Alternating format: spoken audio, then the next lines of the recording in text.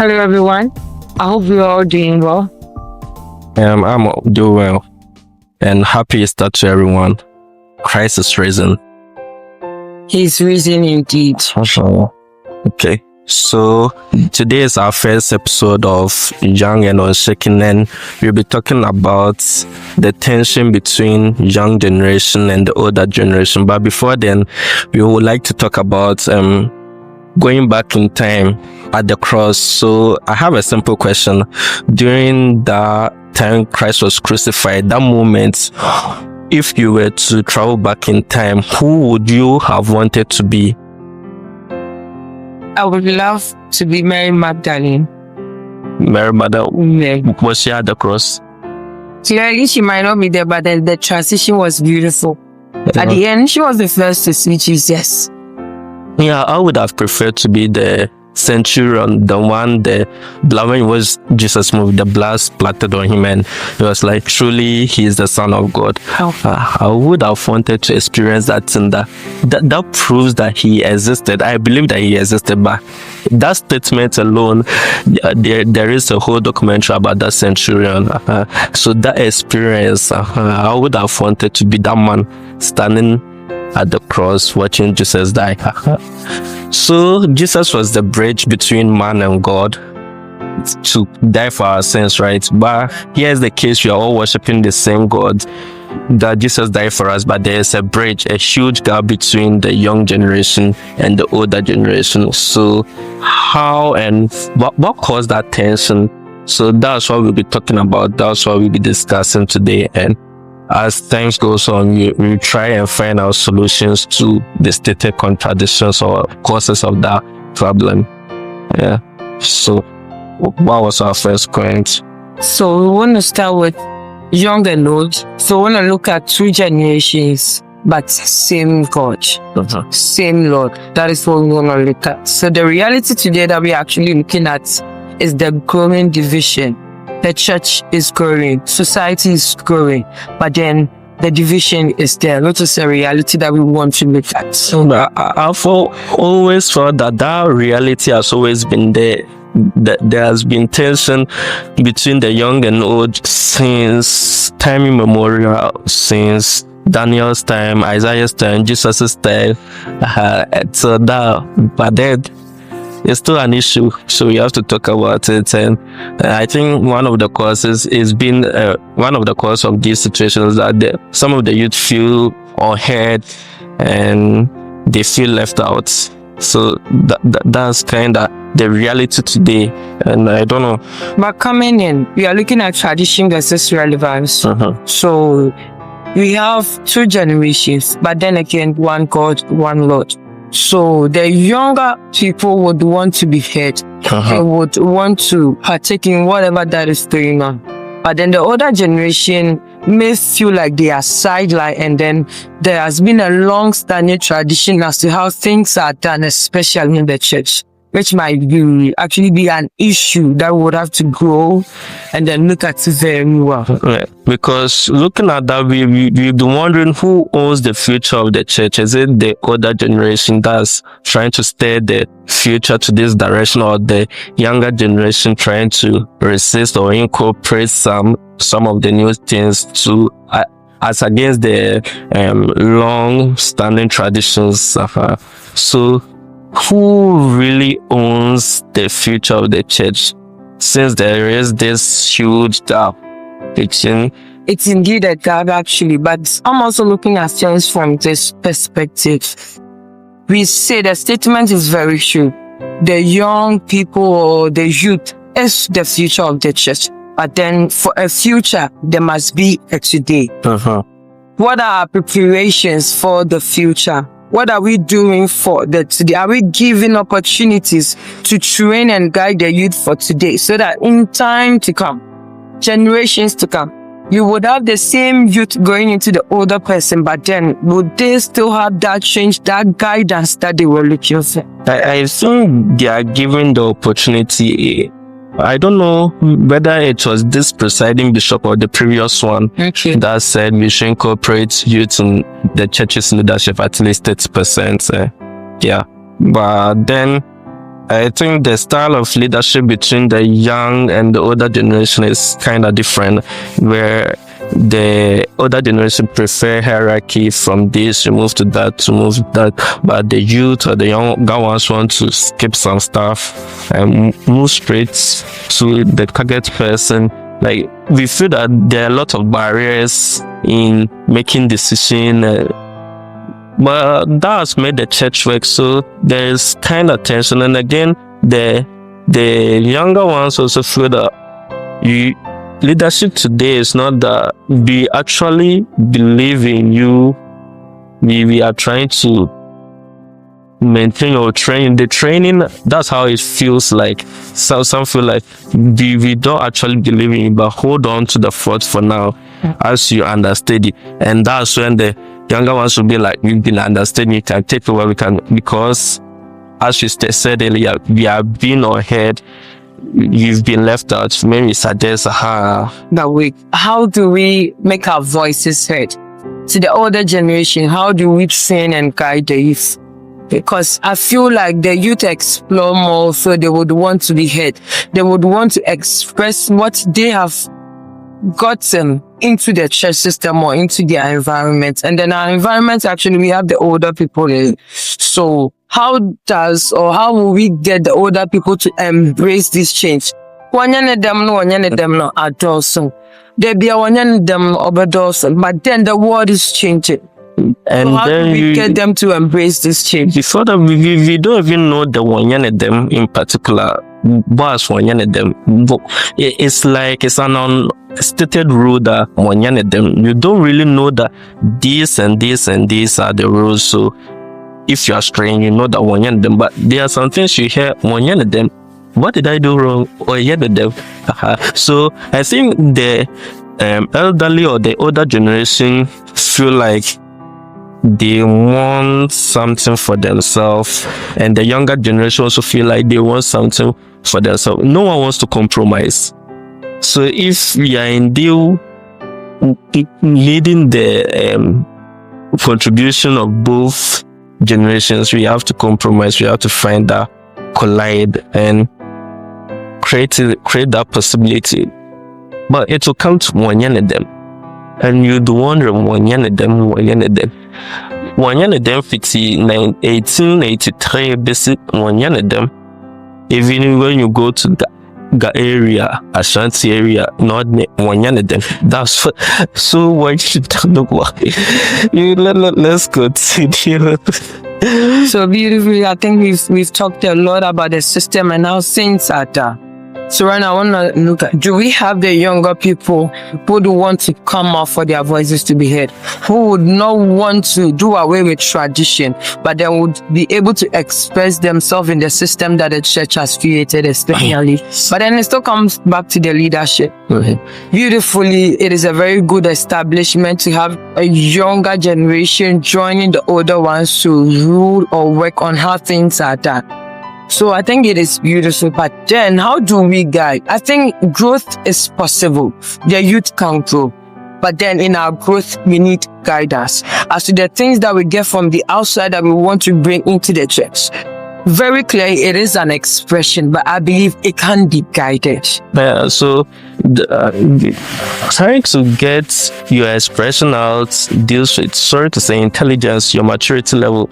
So how you communicate your words or your plans will steer the affairs of whatever you want to be done. So if you come, hey, they screaming like you are trying to impose something on the elderly, that's what they don't want. Okay.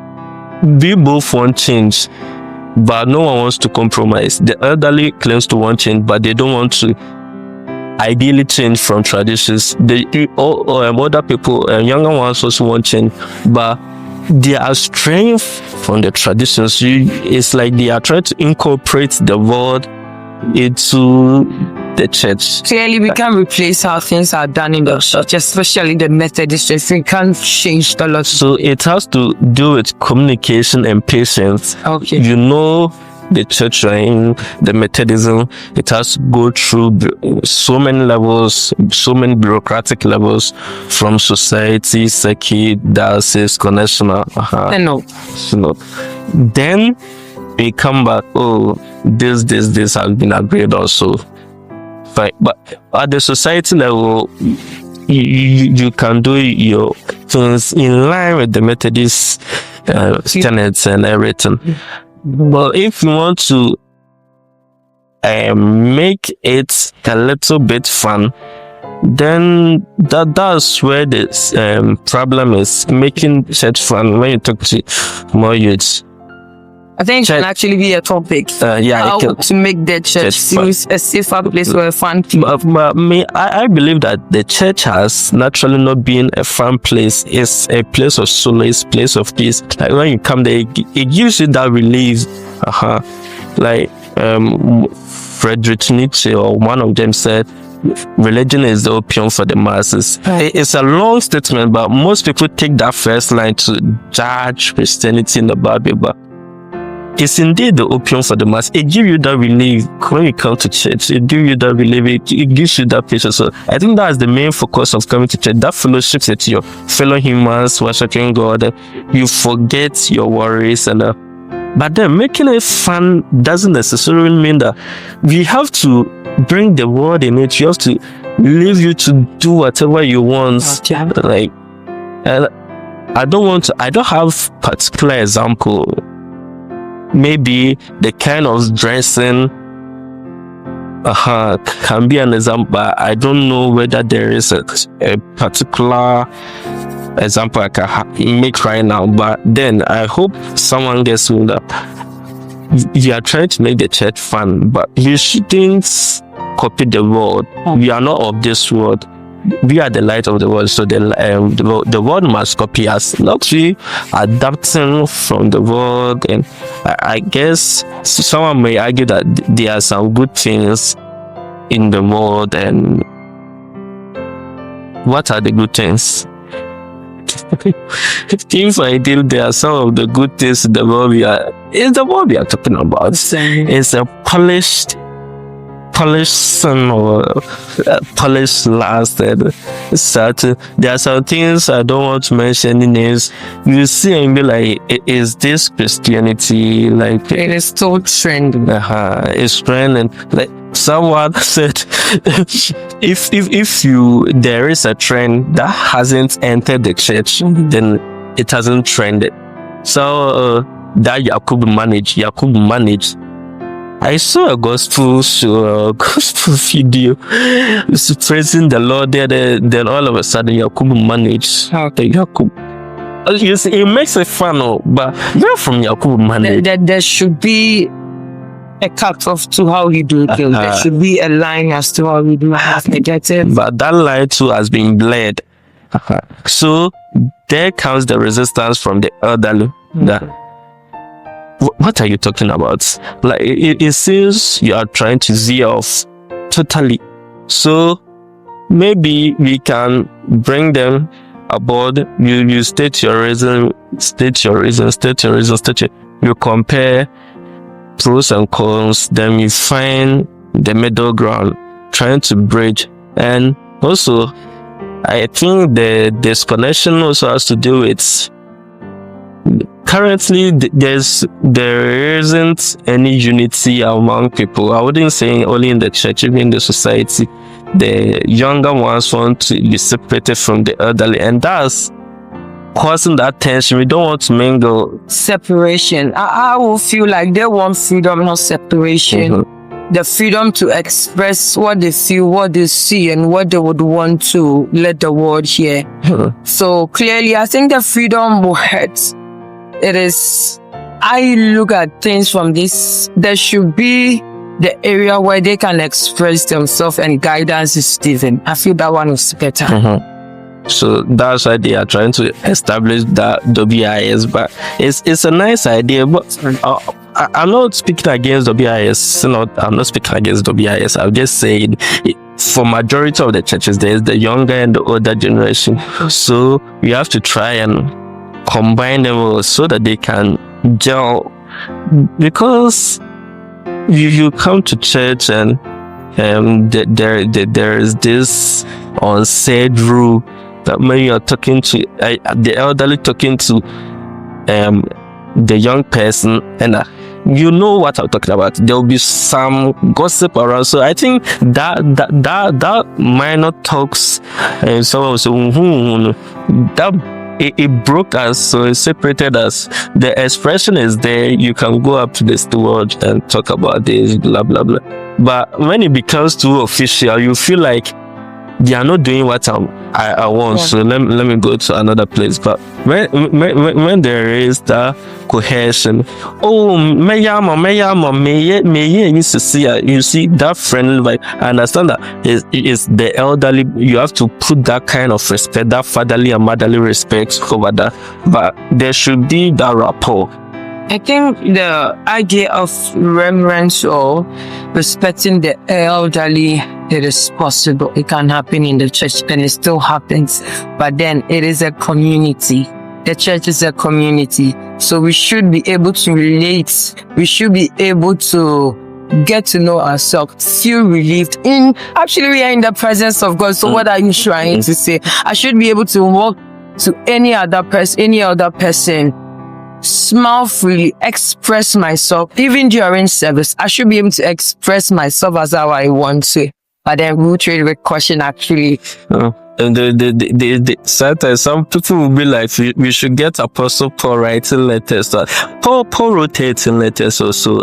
These letters we are the same churches. They were the same humans in Galatians, Colossians, Ephesians. Same humans.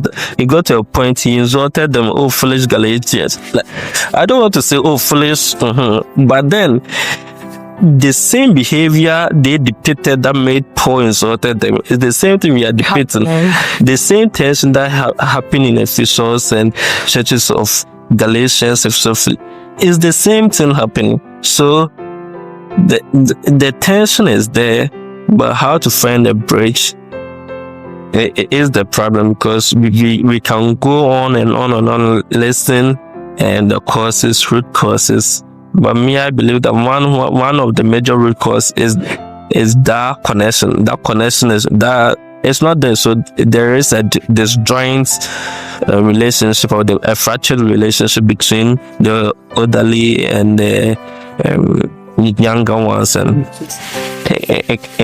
greatly it feels safer. The most safest place is actually the presence of God. We can argue that. And then the house of God should be peaceful. It should be accommodating to all of us, both the young and the old.